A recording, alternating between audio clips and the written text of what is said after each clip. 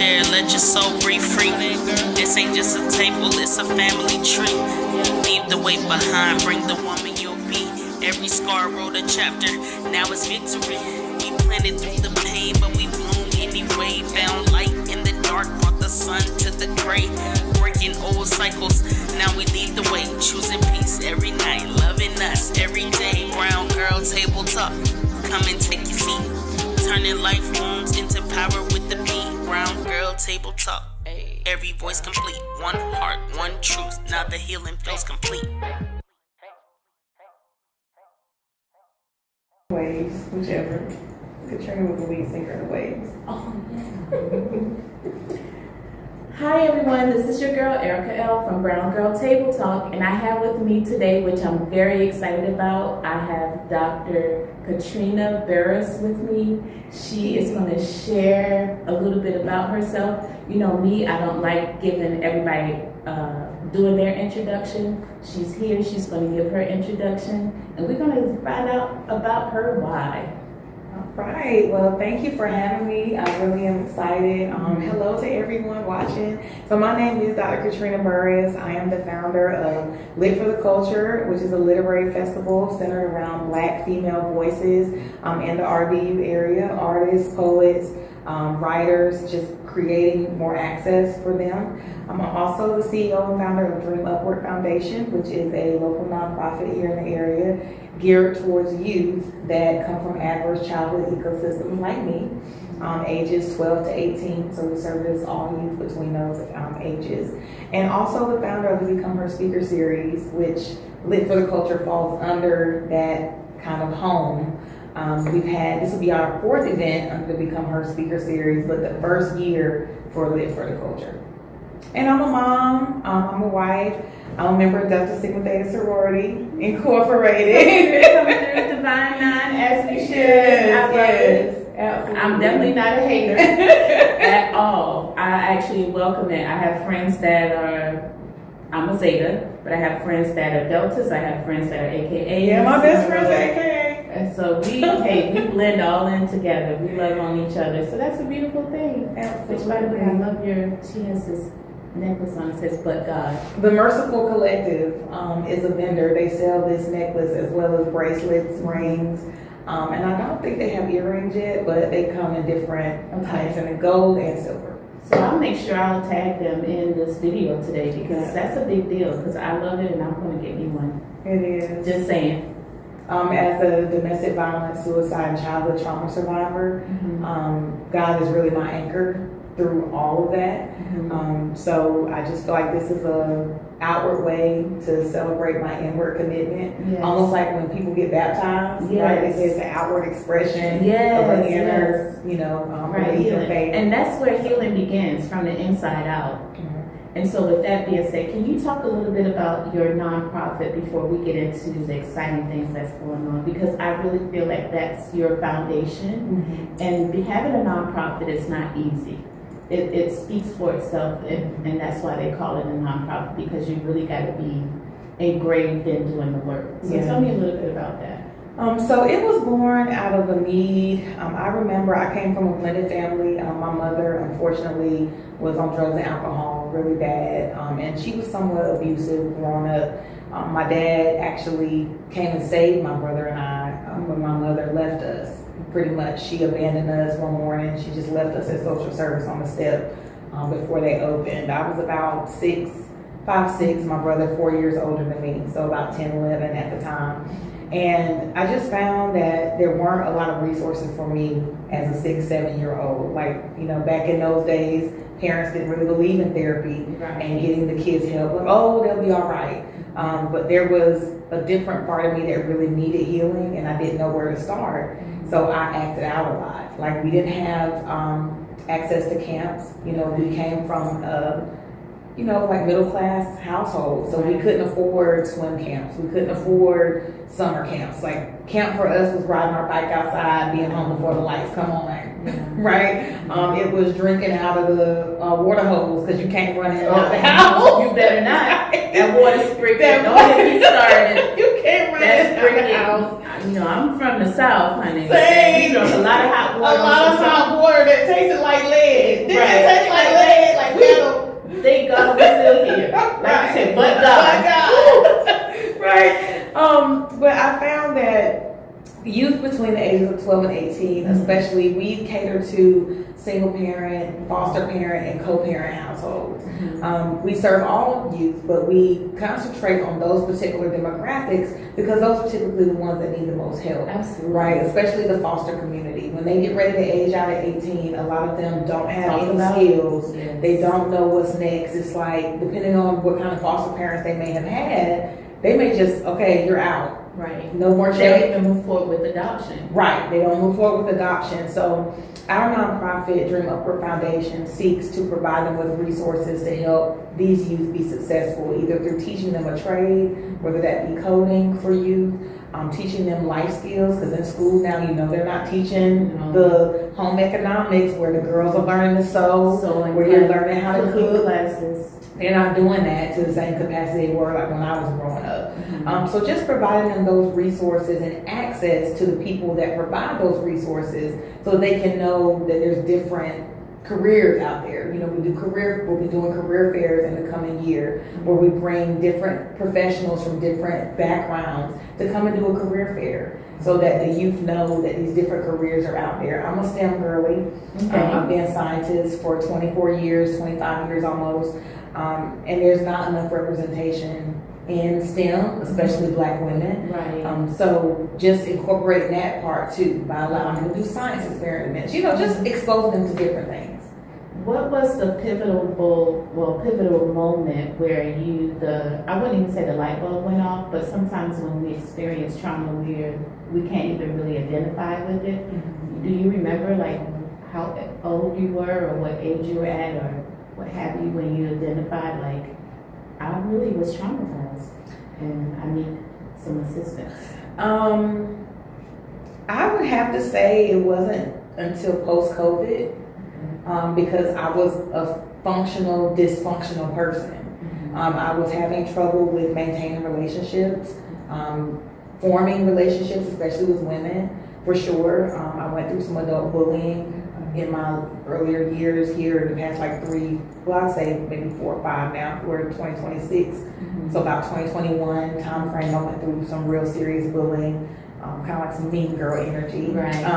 Which unfortunately that is too common. It's very In common. full It's transparency. mean girls on the professional level. Right. There's mean girls, when we talk about sorority level. Right. Unfortunately, it's even mean girls in Target and Walmart. Right. Right. For no Right. reason. When I order my food from Chick-fil-A, I'm They like, had a I bad don't day, get that. right? Like, Yeah. I'm a Tabitha Brown. If I didn't do nothing to you, don't go and try to mess up my day. Absolutely. Your day not going well. Absolutely. So I would say when I went through that situation, it really forced me to look within myself because I had, again, those suicidal ideations. I had 2 failed attempts prior to that, but in that situation, it was just, I couldn't overcome it. Normally I can try to overcome it because I'm an avid prayer, warrior. I'm a woman of God under construction. I like to throw that caveat out there. And not even under construction, God meets you where you are, honey. And just by you sharing that there was 2 failed, it was 2 successful attempts. I'm gonna change those words because I'm gonna be honest with you. Even me with having intrusive thoughts and suicidal ideation, I'm not gonna sit here and pretend I've never thought about killing myself. It would be wrong for me to say that. And with that being said, when you say we had 2, initially said 2 failed attempts, I'm going to say those was 2 failed successful attempts because that's pretty much what made you who you even are right now. And you're a walking, talking testament to many people that unfortunately didn't make it through. Yeah. And you're here still on the other side. So that says right there within itself that you have a purpose in life. So I'm excited. And I recently, just in strengthening my faith, my father passed away a little over 2 months ago now. On the 31st made 2 months, and his death really changed me. I thought I knew who I was. I thought that, I had overcome a lot of different things, but my dad was my superhero. He was my safety net. He was my break in case of emergency person. And so he in these later years, he's really become my friend, like my best friend. Like I can't tell my dad anything, just raw and uncut, But him being called home to be with the Lord showed me just how strong I've had to be, that I didn't realize I had it in me before, because someone recently told me, I was at an event and, I was talking about my dad passing away, and she said, but you just exude so much joy. She's like, do you know how special that is to be able to have both emotions, because you're still grieving, but you're just giving off joy. You're not giving off grief. She's like, you're smiling, you're glowing. She's like, that's what anointing, it looks like, right? And I'm gonna do a quick pause. I'm just gonna put a quick pin. So I just want you to know that and now we gotta pay our bills.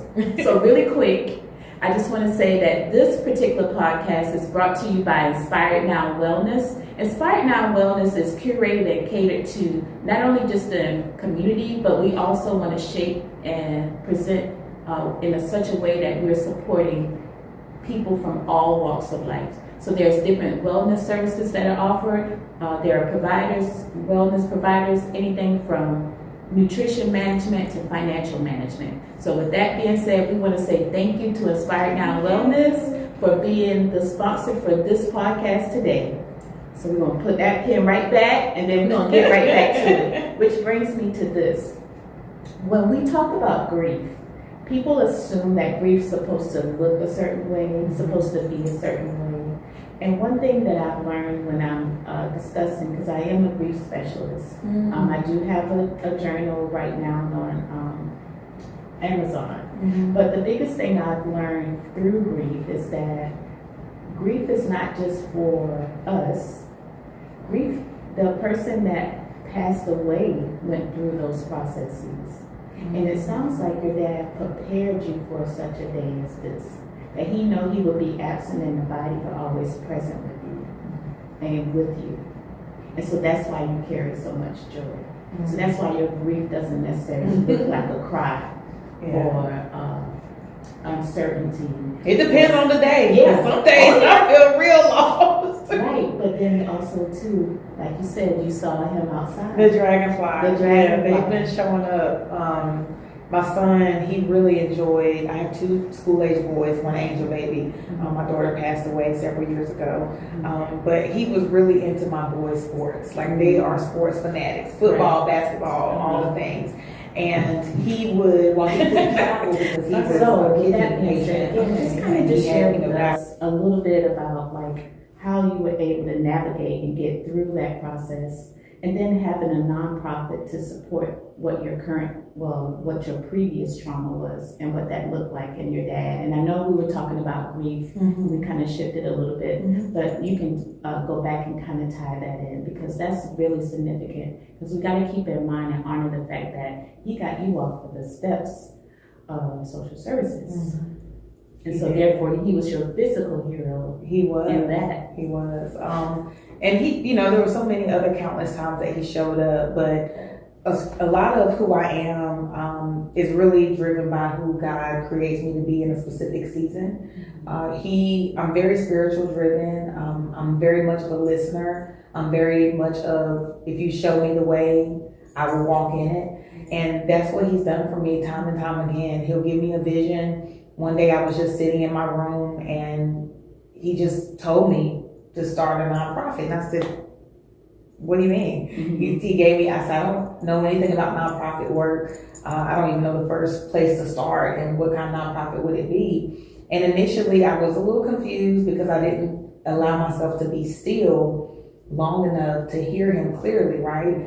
And that's one of the things that I found in my journey as far as with grief, my special projects that I take advantage of that I like to do, is that it's in the stillness that the direction comes, because you can't hear if you're here, there, everywhere. If you're talking to this person, talking to that person, it's better if you just sit still, because if you ask, seek, and knock, the door will be open. But you're not going to know when the door opens if you aren't at least close to the door, standing in front of the door, right?